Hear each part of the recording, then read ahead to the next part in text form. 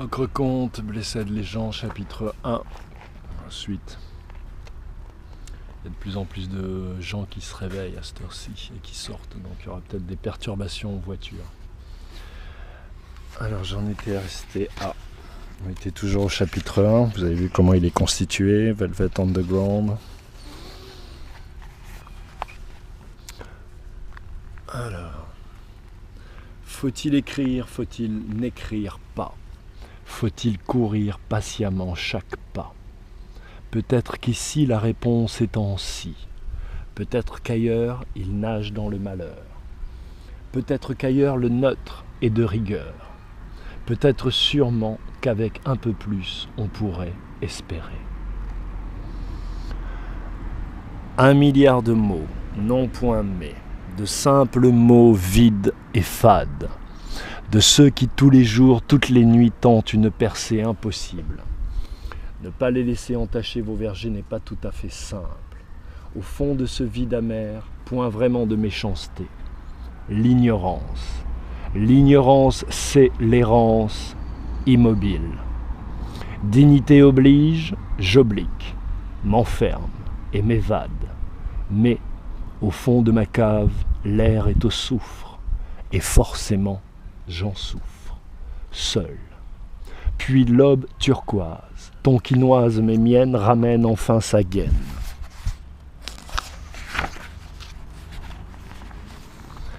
Si Tang Yu. Raconter des histoires, c'est arrêter de s'en raconter soi-même. Raconter des histoires, c'est reconnaître le mensonge, choisir de s'y complaire ou de plaire par l'énoncé sage d'un songe intensément planifié. Raconter des histoires, c'est triturer le noir de nos vérités sournoises. La rencontre du serpent et du pan, penaud. Raconter des histoires, c'est être auteur, acteur, spectateur, sans être ni rien ni l'heure. S'effacer pour mieux être, s'envoler pour mieux voir, être tous et chacun sans être personne. C'est là le lot du moi d'un soi, auteur. Raconter des histoires, c'est vaincre le temps. Logistique suspendue élémentaire. Résonance. Avoir vu et voir sa vie passée ouverte devant soi. Avoir vu et croire sa vie future fenêtre derrière soi. Raconter des histoires, c'est défier l'implacable retour des crissements de l'histoire. Raconter des histoires, c'est pouvoir tous les toucher pour n'en convaincre qu'un pouce. Raconter des histoires, c'est vivre ne s'attendant point à mourir. Raconter des histoires, c'est étreindre pour la vie ne s'attendant jamais au grand toujours à survivre. Raconter des histoires, c'est être concerné. Fabriquer un chef-d'œuvre, c'est être indifférent. Rideau. La dissonance, comme toute disjonction, est l'ultime ascendant. Si et seulement si, nuance et sens du renouveau.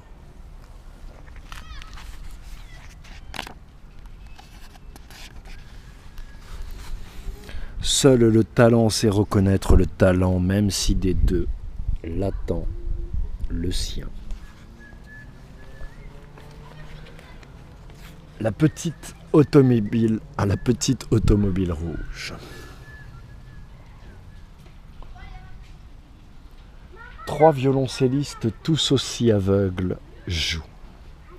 Le souffle qui les rassemble par les pointes de l'immense portail de fer forgé mugit.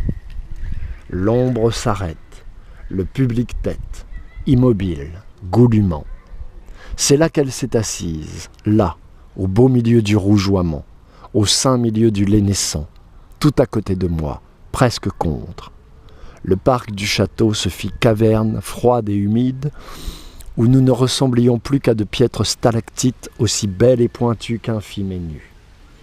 Aussi fières que faibles, aussi fortes que belles, aussi nous qu'il est possible d'être.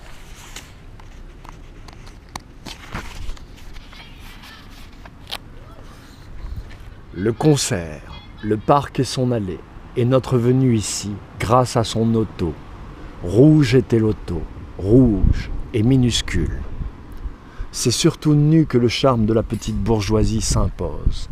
Le geste n'est ni ferme, ni hésitant, ni souple, ni dur. Il est infantile, il est élégant, il est passif, d'une perversité tacite, discrète, ce geste-là sécrétant en moi l'envie, l'irrésistible envie d'être trois. Cette nuit, je fus quatre. Elle fut entière, déliacée, terrienne qui enfin s'enlace, laissant strass et stries, s'étendre pour mieux s'éteindre seule. Cette nuit-là fut toute la nuit. Au petit matin, les rossignols avaient sombré, attendant paisibles les lueurs lascives du lendemain. Au petit matin donc, rien ne tinta à moi que le désarroi scintillant de cette luminosité inopportune.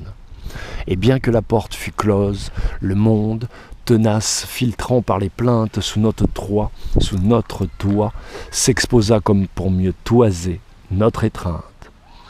Et tout ce voile durement tissé durant la nuit, qui rendait à ce corps sa sainte et très juste dignité, s'effilocha comme pour rendre à la véritable magie ses droits légers et légitimes. Tout n'est qu'illusion. Je retournai au concert quelquefois, et sous ma serre, parfois, je crus fort l'y voir devant moi. Mais toujours à mi-voix. Le monde a rendu la belle à ses attelles, dont elle ne saurait bien sûr se passer. Rideau.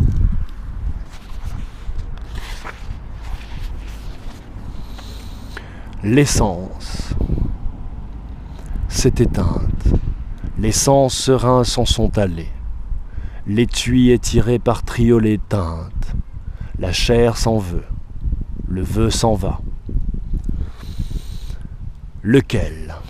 La nature me notifie ses droits d'auteur. Clameur dans le quartier, qui sait? Qui sait? Le long des quais pourtant, t'es si peu. Si la paresse oppresse, la patience, science, sait nous l'insuffler, la science. Je n'aime que les sabres, non point plus les scies. Quant aux sots, s'ils ne le sont pas, si et seulement si, je suis. Aline, toujours chapitre 1, Ocre-Comte. Puisqu'il est entendu que nul ne puisse y voir, ni vous, ni moi, ou si peu, ou tant trop, ou très tard, ou trop tôt, ou si peu temps, trop tard. Puisqu'il est entendu que chaque son, chaque saveur, s'évanouit au fond de soi, telle une cigale, à chaque fois qu'un pas résonne d'un peu trop près. Puisqu'il est entendu que de ce pas, on va au puits, lorsqu'enfin on est auprès du pré tant attendu,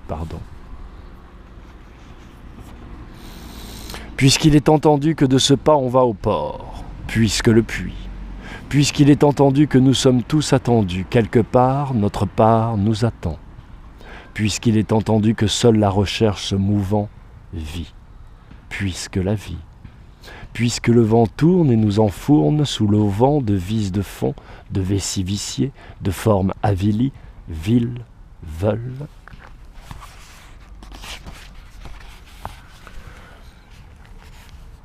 Puisque le moi, puisque la meule, puisque le moi, je m'en remets ce soir aux soies nouvelles du lendemain. Puisqu'il est entendu que rien ne nous est dû, que nous ne devions rendre, rideau. Faire le lien entre deux générations, l'ancienne, la nouvelle. Faire le lien pour qu'aucune des deux ne se retrouve seule. Faire le lien pour freiner l'aliénation. Restituer à chaque bastion sa juste part d'humanité. Que chacun, sans universalisme, fasse le lien entre ses ailes et la conscience universelle. Jonathan n'était qu'un goéland.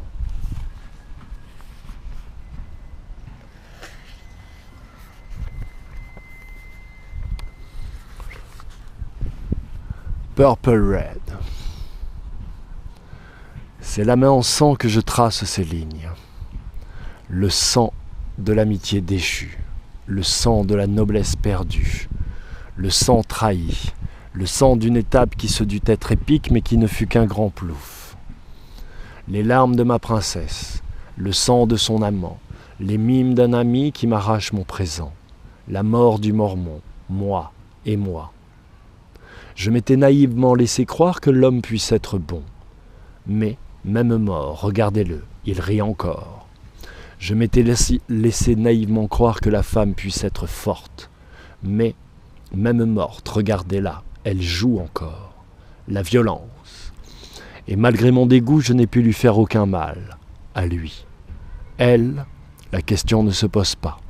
Verre brisé, fil arraché, main, sang. Mais seule ma main saigne. Je le laisse au verre brisé, je la rends au monde. Et m'éclipse avant que d'en pousser un dans la tombe. Leur coucher de soleil fut mon lever de rideau.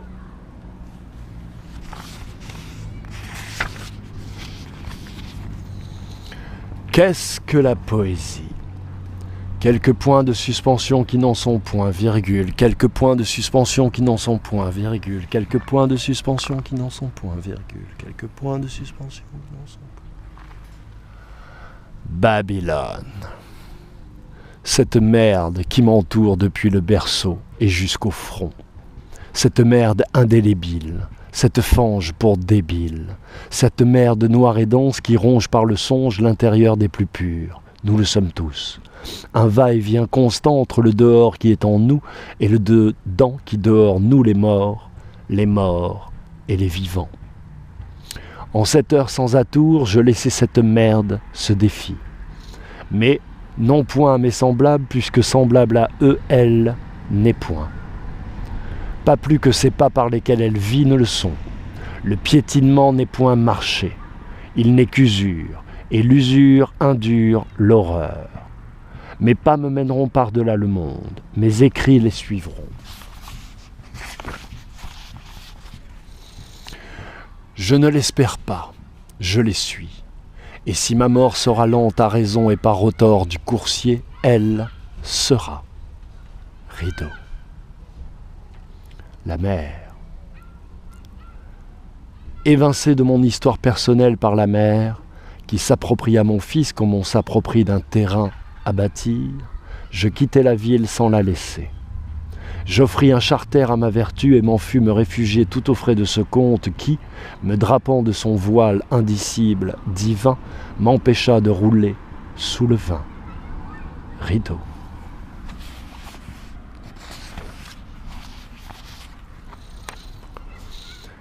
Étendu sur le sable comme jamais, il dort.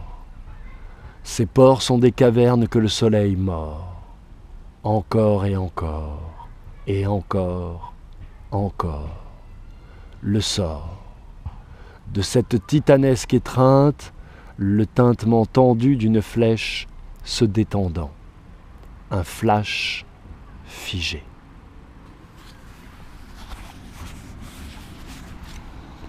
Fragmentation. Puisqu'il est dit que ce n'est point 100 heures, que s'impose chacune de nos rencontres, il est entendu que nous voir peu ou prou serait déjà trop. Si on est immobile à sans cesse fixer le même objet, il finit par s'en figer. C'est le préfixe du départ, un prémisse pour guépard. Puisqu'il est clair que le flou de notre désarroi nous flagellant, même cet enfant, conçu par nous, pour nous ne saurait être un terrain neutre, notre tente. L'humaine nature est une pieuvre qui croit depuis 30 000 ans qu'elle saura, elle, danser parfaitement le tango, seule et sans qu'aucun de ses bras, de ses 8 bras, ne soit inutile. Futile réflexion qui sans cesse et sans nous fendre nous pourfend, et les séquelles s'en suivent comme une suite sans solution.